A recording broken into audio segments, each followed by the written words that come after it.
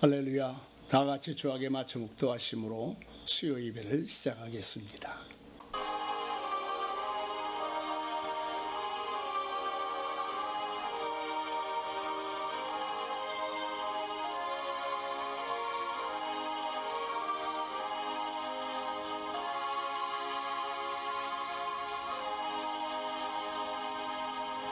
사도신경으로 신앙을 고백합니다. 전능하사 천지를 만드신 하나님 아버지를 내가 믿사오며 그 외아들 우리 주 예수 그리스도를 믿사오니 이는 성령으로 잉태하사 동정녀 마리아에게 나시고 본디오 빌라도에게 고난을 받으사 십자가에 못 박혀 죽으시고 장사한 지 사흘 만에 죽은 자 가운데서 다시 살아나시어 하늘에 오르사 전능하신 하나님 우편에 앉아 계시다가 저리로서 산 자와 죽은 자를 심판하러 오시리라. 성령을 믿사오며 거룩한 공예와 성도와 서로 교통하는 것과 죄를 사하여 주신 것과 몸이 다시 산 것과 영원히 산 것을 믿사옵나이다. 아멘. 오늘 우리가 은혜 받으실 하나님의 말씀은 디모데후서 3장 14절부터 17절까지 말씀이 되겠습니다. 그러나 너는 배우고 확신한 일에 거하라. 너는 네가 누구에게서 배운 것을 알며 또 어려서부터 성경을 알았나니 성령은 능히 너로 하여금 그리스도 예수 안에는 믿음으로 말미암아 구원에 이르는 지혜가 있게 하느니라.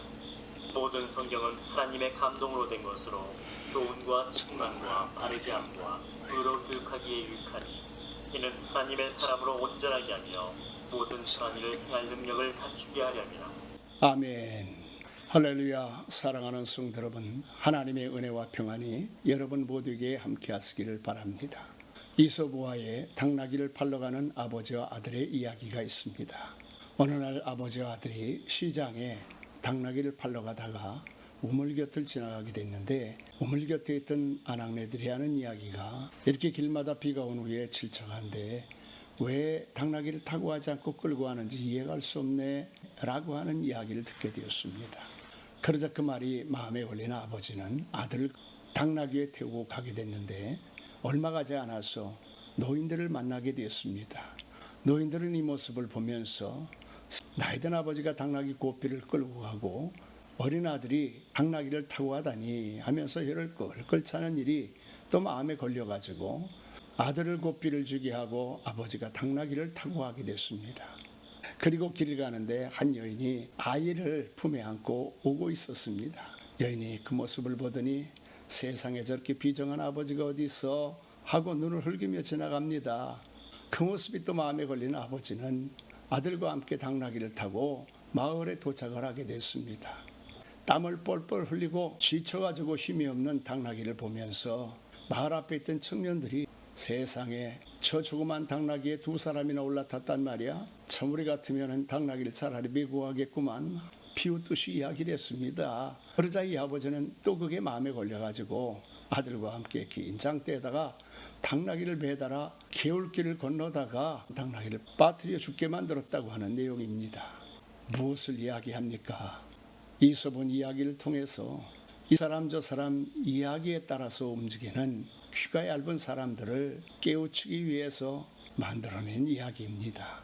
말세가 되어지면 여러 가지 특징이 나타나는데 그 특징이 1절부터 12절까지의 내용이고 주된 내용은 사람들의 생각과 가치관이 획기적으로 변하게 돼서 혼란을 겪게 된다라고 하는 것입니다. 그래서 바울 사도는 이러할 때에 말세에 찾아오는 세상의 혼란을 피해서 하나님의 말씀을 붙들고 확신을 가지고 살아야 된다라고 말씀을 하신 것입니다.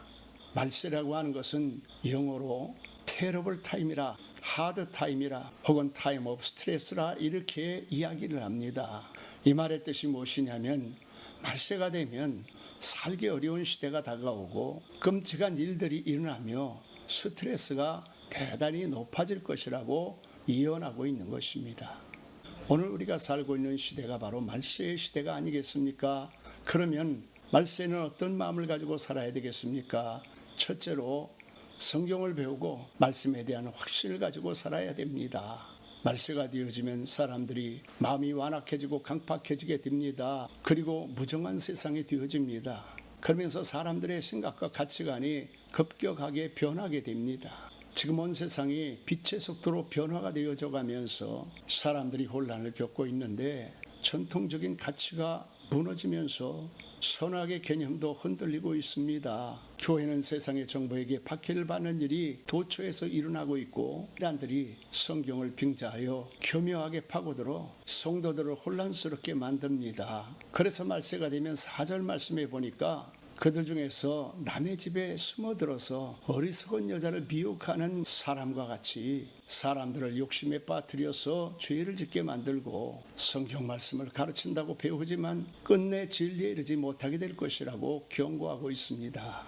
오늘 성경의 말씀에 보면은 바울 사도는 디모데에게 너는 이 같은 자들에게서 돌아서라고 분명하게 말씀을 하셨습니다. 그러므로 사랑하는 성도들은 말세를 살아가는 성도들은요 절대로 세상 풍조에 휩쓸려서는 안 됩니다. 사단의 미혹에 넘어가서도 안 됩니다. 흔들리고 무너져서 미혹에 넘어가게 되어지면은 결코 진리에 이를 수가 없다고 성경은 말씀하고 있습니다.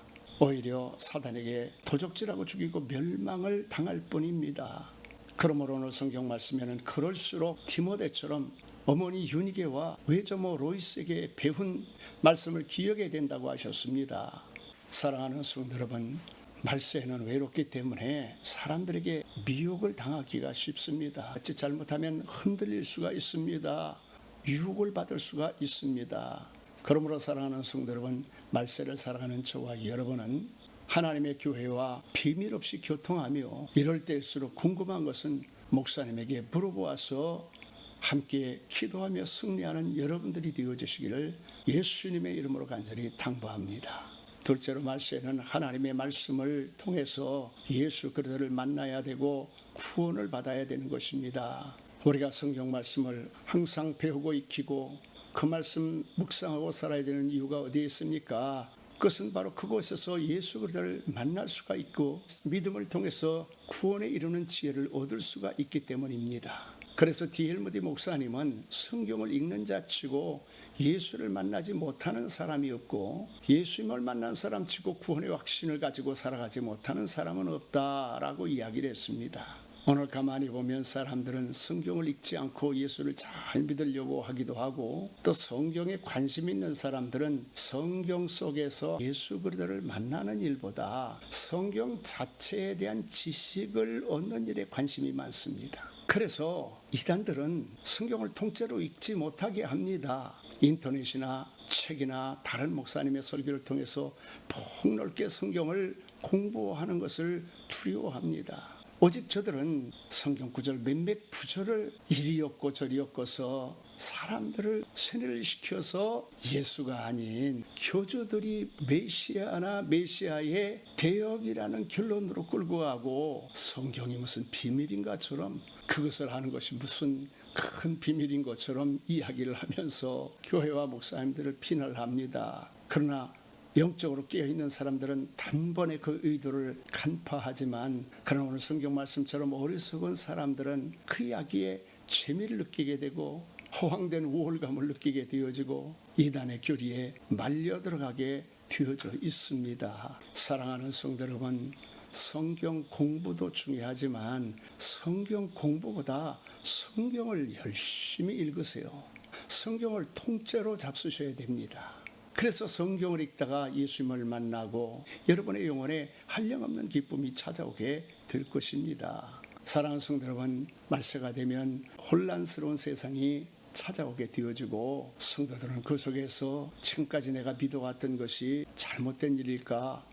혹시 구원을 받지 못하는 것이 아닐까? 믿음이 흔들리고 가치관이 흔들릴 수가 있습니다. 이럴 때일수록 우리는 하나님의 말씀을 가까이 하고 날마다 성경 말씀을 읽어야 됩니다. 내가 원하는 것이 아니라 하나님의 음성을 듣는 삶을 살아야 됩니다. 성경에서 하나님의 음성을 듣고 성경에서 진리를 발견하고 날마다 성경 속에서 세임을 얻고 능력을 얻고 승리하는 삶을 살아야 말세에 찾아오는 여러 가지 사회 현상과 이단 사설을 가지고 미혹하는 자들에게 넘어가지 않고 구원의 확신을 가지고 그들을 주께로 인도할 수가 있는 것입니다. 마지막 세 번째로는 말세를 사랑하는 성도들은 성경만이 오직 유일한 하나님의 말씀이고 진리이고 가장 값지고 가치 있는 방법이라고 하는 사실을 인정하셔야 됩니다. 하나님의 감동으로 기록된 책입니다. 각계각층의 사람들의 마음을 감동하고 입을 감동하고 그의 인격을 감동해서 우리에게 남겨주신 하나님의 사랑의 편지이고 선물입니다. 그런데 신기한 것은 약 1600년 동안 다양한 계층의 사람들의 마음과 입술을 통해서 말씀하셨는데 주제도 똑같고 내용도 똑같고 전하고자 하는 말씀도 한 점 한 획이라도 잘못됨이 없이 그대로 하나님의 마음을 전달해 놓으셨습니다. 참 신기한 일이죠. 오늘 내가 한 사람이 글을 써도 아침에 다르고 점심에 다르고 저녁에 다르고 한 다르면 그 쓰고자 하는 마음도 달라지고 내용도 달라지는데 1600년 동안 하나님께서는 일관되게 하신 말씀이 하나님이 세상을 이처럼 사랑하사 독생자를 주셨으니 이는 누구든지 저를 믿는 자마다 멸망치 않고 영생을 얻게 하려 하심이니라. 이 말씀이 하나님이 전하시고자 하는 성경의 일관된 메시지입니다. 하나님이 말씀을 주셨을까요? 영생을 얻도록 이 말씀을 주셨고 오늘 하나님의 말씀에 보니까 교훈과 책망과 바르게 함과 의로 교육하여 부족함이 없게 하고 하나님의 사람으로 온전케 하여서 모든 선한 일을 행할 능력을 갖추게 하려 하심이니라. 무슨 능력입니까? 아브라함과 같은 축복을 받는 능력입니다. 모세와 같이 하나님의 뜻을 받들어서 이 백성을 이끌고 가는 지도자의 능력입니다. 포로기의 에레미야나 선지자와 같이 정말 영적으로 어두운 시대에서도 소망 없는 이스라엘 백성들에게 생명의 빛의 역할을 하는 능력입니다. 신약시대 때 예수님의 제자들과 같이 사도들과 같이 성령의 능력을 받아서 주의 나라를 세워가는 세상에서 필요한 여러 가지 능력입니다. 그래서 우리가 성경을 읽다가 보면 하나님의 능력이 임하게 되어지고 존귀한 인생을 살게 되어지는 것입니다. 사랑하는 성도 여러분, 말씀을 마칩니다.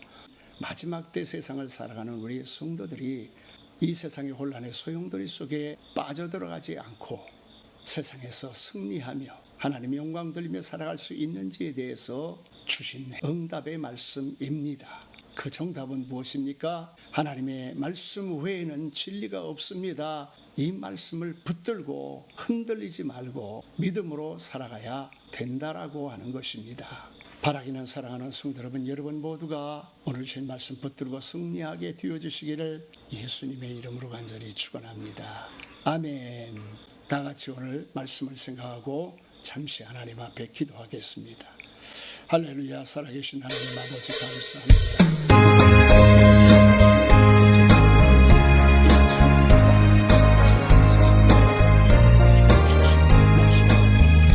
나의 사랑하는 책 기록되어졌으나 어머니의 무릎 위에 앉아서 재미있게 듣던 말 그때 일을 지금도 내가 잊지 않고 기억합니다.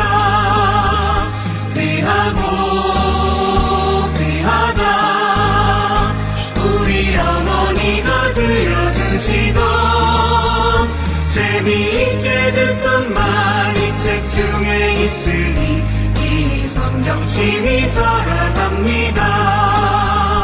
옛날 용맹스럽던 다니엘의 경험과 유대 임금 다윗 왕의 역사와 주의 선지 엘리야 바람 타고 하늘에 올라가던 일을 기억합니다.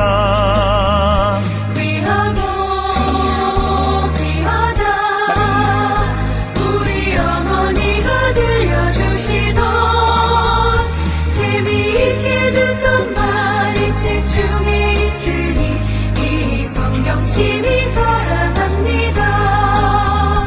예수 세상 계실 때 많은 고난 당하고 십자가에 달려 죽임 당하니 어머니가 읽으며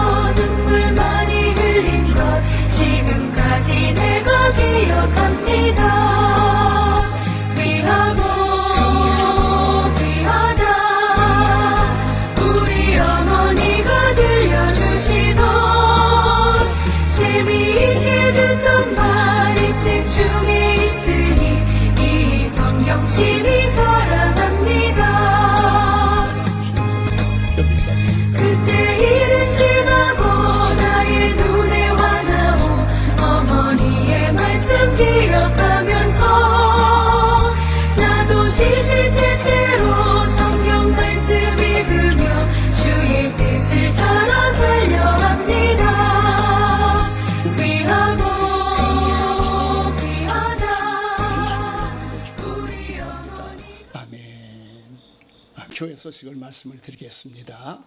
이제 추석 명절도 다 지나가고 신앙생활의 열매가 맺어져야 되겠습니다. 돌아오는 주는 우리 교회 창립 55주년 기념 주일입니다. 내 생일을 그냥 지나가도 서운하고 부모님의 생신도 그냥 지나가도 서운합니다. 교회를 주신 창립 55주년이 되는 다음 주일에는 하나님 앞에 감사의 물을 올려드리도록 하겠습니다. 주일날 못 나오는 분은 계좌로라도 하나님 앞에 헌금에 참여해 주시기를 바랍니다. 다른 광고는 카톡 주보를 통해서 말씀을 드리겠습니다. 우리 주님 가르친 기도로 예배를 마치겠습니다. 하늘에 계신 우리 아버지여, 이름이 거룩히 여김을 받으시오며 나라 임하옵시며 뜻이 하늘에서 이루어진 것과 같이 땅에서도 이루어지이다. 오늘날 우리에게 일용할 양식을 주옵시고 우리가 우리에게 죄진 자를 사여 준 것 같이 우리 죄를 사여 주옵시고 우리를 시험에 들지 말게 하옵시며 다만 악에서 구하옵소서. 대개 나라와 권세와 영광이 아버지께 영원히 있사옵나이다. 아멘.